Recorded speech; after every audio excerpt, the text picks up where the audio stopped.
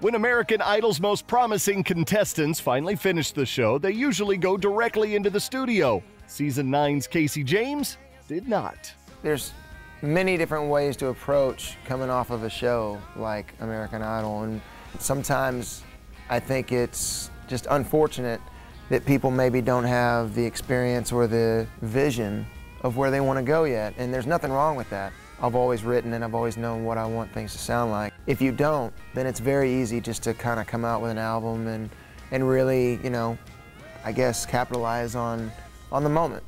And there's nothing wrong with that, but I knew that if I did that, I wouldn't get it right for my own peace of mind and being able to look back and say, this is something that I love, and I still feel that way. And I feel that way right now more than ever. Following his top 4 finish on the reality show, Casey spent close to 2 years polishing his debut album. From writing 9 of the 11 songs to playing on and co-producing the project, Casey was hands-on every step of the way. It was a long road. I mean, I had to get the right material. Just wanted to wait and make sure that I took the time to pick the right songs.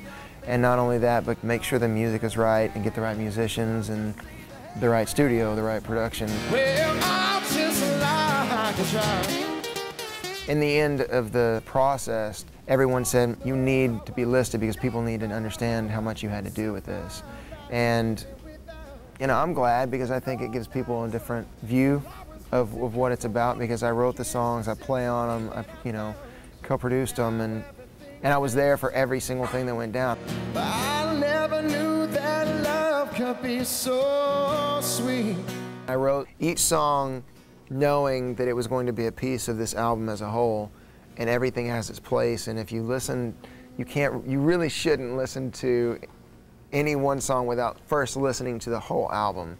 And then I think those small pictures that are each song make more sense. While the perfectionist admits picking his favorite is difficult, one thing that wasn't as hard was writing the album's first single.